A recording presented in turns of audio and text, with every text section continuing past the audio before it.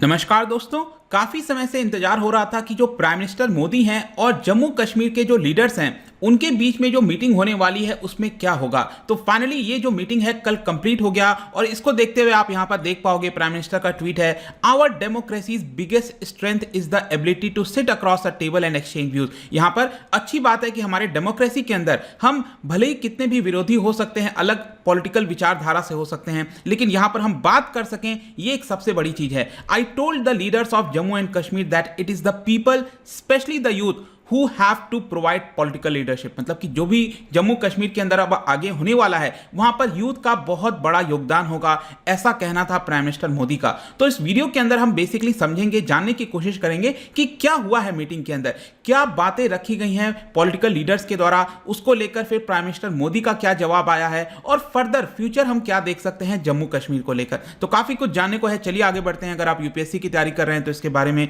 सारी जानकारी आपको डिस्क्रिप्शन में मिल जाएगी, वहां से आप हमारे ऐप को भी डाउनलोड कर सकते हैं। सबसे पहले हम देखते हैं यहां पर हुआ क्या है, हम क्यों इसके बारे में डिस्कस कर रहे हैं। देखिए, प्राइम मिनिस्टर मोदी के द्वारा एक ऑल पार्टी मीटिंग बैठाई गई थी, डिस्कस किया गया जो भी जम्मू कश्मीर के अंदर सिचुएशन है इस समय। आपको ऑलरेडी पता होगा 5 अगस्त 2019 के बाद काफी कुछ चेंजेस हो गया है। जो स्पेशल स्टेटस दिया गया था वो यहां पर एब्रोगेट किया जा चुका है। इसको देखते हुए पहली बार 5 अगस्त 2019 के बाद पहली बार आपको देखने को मिलेगा कि 14 पॉलिटिकल लीडर्स जो हैं जम्मू कश्मीर से, उन्होंने यहां पर प्राइम मिनिस्टर के साथ मुलाकात की उनके रेसिडेंट पर, जो रेस कोर्स रोड है जो कि अब बन चुका है लोक कल्याण मार्ग, वहां पर यह मीटिंग हुई थी पूरी। तो देखिए, इस मीटिंग के अंदर कई सारी चीजें बोली गई होंगी, पूरी तरह से चीजें पब्लिक में नहीं आई हैं, लेकिन इसमें जो मीडिया रिपोर्ट्स जो भी सामने आया है वो मैं आपको बताने वाला हूं। जो सबसे इंपॉर्टेंट चीज है, जो मोस्ट इंपॉर्टेंट चीज यहां पर डिमांड रखा गया, उसको पहले हम देख लेते हैं, उसके बाद हम देखेंगे अलग अलग पॉलिटिकल पार्टीज का क्या रिएक्शन था। सबसे पहले मैं आपको बता दूं कि ये जो पूरी मीटिंग है वो 3.5 घंटा चली थी, मतलब कि काफी लंबी यहां पर चर्चा हुई होगी। 3.5 घंटे तक जो प्राइम मिनिस्टर के साथ मीटिंग है वो हुआ है और जितने भी लीडर्स थे उनकी सबसे बड़ी यहां पर डिमांड ये थी कि जो जम्मू कश्मीर को यूनियन टेरिटरी बनाया गया है इसको वापस से रीस्टोर किया जाए, जो पूरा स्टेटहुड है वो दर्जा यहां पर जम्मू कश्मीर को वापस लौटाया जाए। ये सबसे पहला यहां पर डिमांड बताया गया जितने भी लीडर्स हैं उनके द्वारा। इसके साथ साथ जो दूसरा सबसे इंपॉर्टेंट डिमांड था वो ये था कि जो पॉलिटिकल लीडरशिप है उसको लाया जाए जम्मू कश्मीर के अंदर। और ये कैसे होगा? जब असेंबली इलेक्शंस होगा, जब चुनाव होंगे, क्योंकि अभी तो आपको पता है कि यहां पर जो लेफ्टिनेंट गवर्नर हैं उनके द्वारा वहां पर रूल किया जा रहा है। तो जल्दी से जल्दी असेंबली इलेक्शंस हो तब जाकर हम कह सकते हैं कि पॉलिटिकल रिप्रेजेंटेशन वो स्टेट में वापस लौट जाएगा। ऑल्दो आपको पता होगा कि डिस्ट्रिक्ट के इलेक्शंस वगैरह कुछ हुए थे वहां पर, लेकिन स्टिल जो ओवरऑल कॉन्टेक्स्ट में अगर हम स्टेट की बात करें वो अभी तक कंप्लीट नहीं हुआ है। तो ये पूरी मांग यहां पर चल रही थी। प्राइम मिनिस्टर ने देखिए यहां पर पूरे इंटरेक्शन में एक बात कही कि he wanted to remove Delhi की दूरी एज वेल एज दिल की दूरी। तो यहां पर दो चीजें उनके द्वारा बोली गई। सबसे पहला कॉन्टेक्स्ट कहीं ना कहीं दिल्ली से मतलब यह था कि दिल्ली और जम्मू कश्मीर के बीच में जो भी सहायता चाहिए होगा वो यहां पर सेंट्रल गवर्नमेंट प्रोवाइड करने के लिए रेडी होगी। जो भी डेवलपमेंट के लिए चीजें चाहिए वो यहां पर प्रोवाइड करेगा सेंट्रल गवर्नमेंट। ये उनका तर्क था दिल्ली की दूरी से। और जब दिल की दूरी की बात करते हैं तो जो एक तरह का रिसेंटमेंट है, आक्रोश है, जो वहां के लीडर्स खुश नहीं है 5 अगस्त 2019 में जो भी कुछ हुआ था, इसको लेकर जो दिल की दूरी है उसको भी फुलफिल करने की कोशिश की जाएगी, ऐसा यहां पर प्राइम मिनिस्टर मोदी ने कहा। तो यहां पर हम और देख लेते हैं कि जो मेन इंपॉर्टेंट लीडर्स हैं जम्मू कश्मीर के, जिनका काफी बड़ा रोल है जम्मू कश्मीर के अंदर, उनके क्या क्या बयान आए इस मीटिंग के बाद। देखिए, जो सबसे बड़े लीडर इस समय माने जाते हैं जम्मू कश्मीर के अंदर, फारूक अब्दुल्ला साहब, उन्होंने ये कहा है कि प्राइम मिनिस्टर मोदी को उन्होंने अर्ज किया कि जो ट्रस्ट खोया है जम्मू कश्मीर के अंदर सेंट्रल गवर्नमेंट और बाकी लोगों ने, उसको वापस से हमें बिल्ड करने की आवश्यकता है। और ये तब हो पाएगा जब वहां पर स्टेटहुड वापस आएगा। तो स्टेट की डिमांड हर किसी लीडर के द्वारा किया जा रहा था। तो उन्होंने यही कहा है कि जो ट्रस्ट खोया है एक तरह से उसको एक बिल्ड करने के लिए जो सबसे पहला स्टेप है वो यही है कि वहां पर स्टेटहुड वापस दिलाया जाए। इसके अलावा उनके जो बेटे हैं वो भी चीफ मिनिस्टर रह चुके हैं जम्मू कश्मीर के, उमर अब्दुल्ला, उनका देखिए क्या काफी कुछ उन्होंने कहा। बेसिकली उनका कहना था कि we don't stand with what happened in on 5 अगस्त 2019। वो इसको नकारते हैं जो भी कुछ हुआ था 5 अगस्त 2019 को, and he is not ready to accept it. But उन्होंने ये भी कहा कि यहां पर जो कानून है वो अपने हाथों में नहीं लेंगे, वो इसको फाइट करेंगे इन द कोर्ट, तो सुप्रीम कोर्ट, हाई कोर्ट, जो भी कुछ होगा वो वहां पर वो फाइट करेंगे, कानून को अपने हाथों में नहीं लेंगे। और उन्होंने भी यही चीज कहा कि जो ट्रस्ट खोया है स्टेट और सेंटर ने, इसके लिए सबसे पहले यहां पर सेंटर की जिम्मेदारी बनती है उसको वापस से रीस्टोर किया जाए। तो उन्होंने पूरा जो जिम्मेदारी एक तरह से सेंट्रल गवर्नमेंट के ऊपर डाल दी कि उनको अब चीजों को बिल्ड करना होगा। इसके अलावा जो एक और बहुत इंपॉर्टेंट लीडर है, आपको पता है कि बीजेपी और जो पीडीपी है, दोनों के बीच में अभी लास्ट गठबंधन हुआ था, उनकी सरकार चल रही थी जम्मू कश्मीर में जो 5 अगस्त 2019 के जस्ट पहले। तो देखिए उनका यहां पर काफी कुछ बयान आया मीडिया में। जब वो वापस आई उन्होंने बेसिकली ये कहा कि जो रेसिडेंट्स हैं, जो लोग हैं जम्मू कश्मीर के अंदर, उनको बहुत सारी डिफिकल्टीज फेस करनी पड़ी है 5 अगस्त 2019 के बाद से। इसकी वजह से जो लोग हैं वो बहुत ज्यादा गुस्सा हैं, आक्रोश हैं, इमोशनली वो शैटर्ड हो गए हैं, ऐसा उनका बयान था। और एक प्रकार से ह्यूमिलिएट फील कर रहे हैं, ये ऐसा महबूबा मुफ्ती कह रही थी कि जम्मू कश्मीर के लोगों का ऐसा इस समय हाल है। और उन्होंने ये भी कहा कि प्राइम मिनिस्टर को उन्होंने डायरेक्टली ये बोल दिया कि जो जम्मू कश्मीर के लोग हैं, they don't accept the manner in which article 370 was abrogated, जिस प्रकार से उसको हटाया गया। और उन्होंने प्राइम मिनिस्टर को डायरेक्टली ये चीज बोला कि ये अनकॉन्स्टिट्यूशनल था, इलीगल था, इमोरल था। ये डायरेक्टली उन्होंने कहा कि हमने प्राइम मिनिस्टर को बोला ये चीज कि ऐसा ऐसा चीज हुआ है जिससे हम कभी एग्री नहीं करते हैं। इसके अलावा एक और जो बहुत इंपॉर्टेंट लीडर, आपको याद होगा लास्ट ईयर की बात है जब गुलाम नबी आजाद जो कांग्रेस के लीडर हैं वो रिटायर हो रहे थे राज्यसभा से, उनका पॉलिटिकल जो टर्म है वो खत्म हो रहा था राज्यसभा के अंदर। तो जो भी उनका बयान वगैरह आया था उस समय काफी इमोशनल सीन हो गया था प्राइम मिनिस्टर और गुलाम नबी आजाद के बीच में। तो वो भी इस मीटिंग के अंदर थे, जाहिर सी बात है। तो उनके द्वारा 5 डिमांड को रेज किया गया। उन्होंने कहा कि हमने 5 चीजों का रेज किया है। एक तो है स्टेटहुड वापस लाया जाए, जाहिर सी बात है। दूसरा, इलेक्शंस जल्दी से करवाए जाए असेंबली के। तीसरा, यहां पर उन्होंने कश्मीरी पंडित को लेकर मुद्दा उठाया। यह कहा कि जो कश्मीरी पंडित हैं उनको जल्द से जल्द रिहैबिलिटेट किया जाए जम्मू कश्मीर के अंदर। और इसके अलावा यहां पर जितने भी पॉलिटिकल डिटेनीज हैं, डिटेन किया हुआ है, उसको रिलीज किया जाए। और जो डोमिसाइल रूल्स हैं उसको वापस से रिस्टोर कर दिया जाए। तो ये 5 जो डिमांड है वो गुलाम नबी आजाद जी के द्वारा रखा गया था।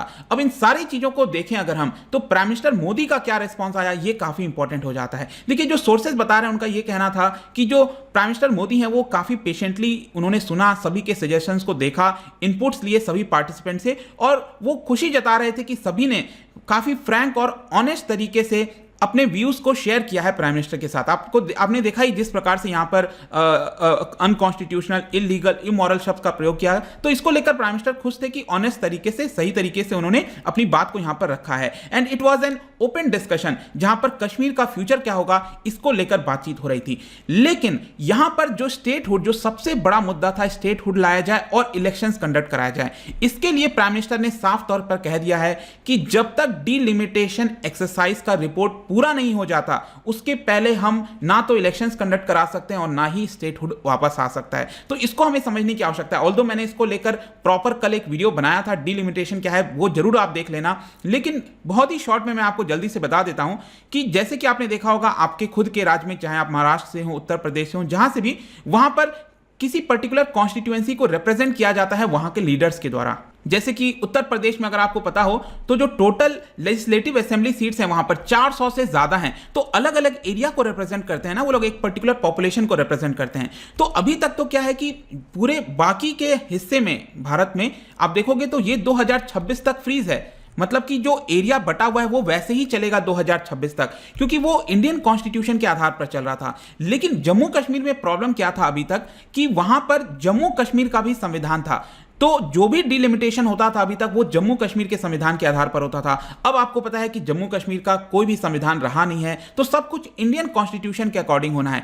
इसी के लिए वहां पर डिलिमिटेशन कंडक्ट कराया जा रहा है और इसको लेकर ऑलरेडी 2020 में मार्च 2020 में डिलिमिटेशन कमीशन बैठाया गया था और इनको 1 साल के अंदर जो रिपोर्ट है वो सबमिट करनी थी। लेकिन कोविड के चलते इसको फर्दर 1 साल के लिए एक्सटेंड कर दिया गया। मतलब मैक्सिमम 2022 मार्च के महीने तक उनको ये रिपोर्ट बनाकर देनी है। अब रिपोर्ट में होता क्या है, बेसिकली यहां पर जो टोटल नंबर ऑफ सीट्स होंगे वहां की लेजिस्लेटिव असेंबली में वो कितने होंगे, कौन कौन से एरिया को किस प्रकार से बांटा जाएगा जम्मू के अंदर, कश्मीर के अंदर, ये पूरा रिपोर्ट तय करेगा। और अभी के हिसाब से अगर आप देखोगे, अगर मैं आपको जस्ट पहले बताऊं, अभी 2019 के पहले जो सिचुएशन था, तो पूरे जम्मू कश्मीर में आपको टोटल यहां पर 89 सीट्स देखने को मिलते होंगे। ठीक है, 24 और हैं वो पीओके वाला, मैं उसको एक बार काउंट नहीं कर रहा हूं, लेकिन टोटल आपको 89 सीट्स। अब ये 89 सीट्स कैसे आते हैं, बेसिकली बेसिकली जो नीचे वाला जम्मू का रीजन है यहां पर टोटल 37 सीट्स था, जो ऊपर कश्मीर वाला रीजन है ये ऊपर वाला यहां पर 46 सीट्स था, प्लस जो लद्दाख वाला है वहां पर 4 सीट्स थे। तो ये टोटल मिलाकर आपका बन जाता है 87, प्लस यहां पर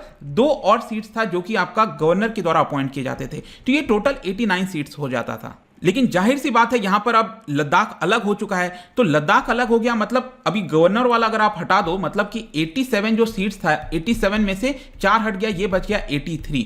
अब क्या हो रहा है 83 में यहां पर जो जम्मू वाला रीजन था यहां पर 7 और नए सीट्स जुड़ने वाले हैं, तो ये बन जाएगा टोटल आपका 44 ये और 46 कश्मीर वाला, टोटल मिलाकर अब 90 सीट्स के ऊपर चुनाव होंगे। तो ये जो 90 सीट्स होगा ये पूरे जम्मू और कश्मीर के अंदर, ये जो आप देख रहे हो यहां पर 90 कैसे बांटे जाएंगे वो डीलिमिटेशन डिसाइड करेगा। तो यहां पर प्राइम मिनिस्टर मोदी का यही कहना था, जो डीलिमिटेशन है आपका उसकी जो रिपोर्ट आ जाएगी उसके जस्ट बाद हम यहां पर इलेक्शंस कंडक्ट कराएंगे और बहुत ही जल्द जो स्टेटहुड है वो भी लौटा दिया जाएगा। तो ये फ्यूचर होने वाला। और यहां पर आप देख सकते हो एक और ट्वीट प्राइम मिनिस्टर मोदी का कल ही आया था, our priority is to strengthen grass root democracy in Jammu and Kashmir, delimitation has to happen, उसको जल्द से जल्द कराना है और उसके बाद जो डेवलपमेंट की ट्रेजेक्टरी है जम्मू कश्मीर की उसको और ज्यादा बल मिलेगा, ऐसा यहां पर प्राइम मिनिस्टर का कहना था। और साथ ही साथ मैं आपको यह भी बता दूं कि बहुत जो इंपॉर्टेंट रोल रहा है इस पूरे प्रोसेस में वो रहा है होम मिनिस्टर अमित शाह का।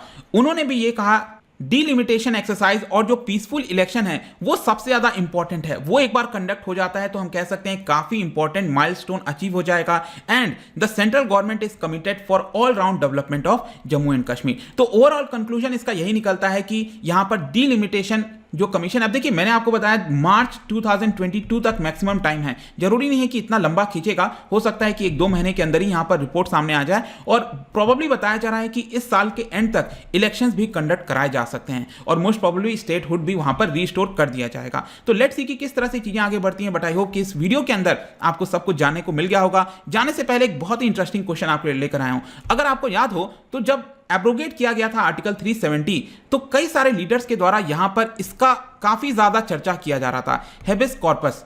क्या आप मुझे बता सकते हो ये जो हेबिस कॉर्पस है it is associated with which of the given part of Indian constitution, ये भारत के संविधान के अंदर किस पर्टिकुलर चीज से जुड़ा हुआ है, इसका आपको बताना है। इसका जो सही उत्तर है आपको पता ही है, मेरे इंस्टाग्राम पर तो आपको मिलेगा ही, वहां पर अगर आप नहीं हो कोई बात नहीं, टेलीग्राम से भी ले सकते हैं इसका राइट आंसर। मैं कई सारे एमसीक्यूज यहां पर डालता रहता हूं स्टोरीज के फॉर्म में, आप जाकर प्ले कर सकते हो। बाकी अगर आपको इसका पीडीएफ चाहिए, अलग अलग सोशल मीडिया पर जुड़ना चाहते हैं तो आ सकते हैं। और अगर आप यूपीएससी की तैयारी कर रहे हैं, किसी भी एग्जाम की प्रिपरेशन कर रहे हैं, डेफिनेटली आप हमारे कोर्स को ज्वाइन कर सकते हैं बाय डाउनलोडिंग आवर ऐप या फिर studiiq.com पर भी जा सकते हैं। आई होप कि वीडियो आपको पसंद आया होगा। मिलता हूं आपसे next time, till then thank you very much, see you soon.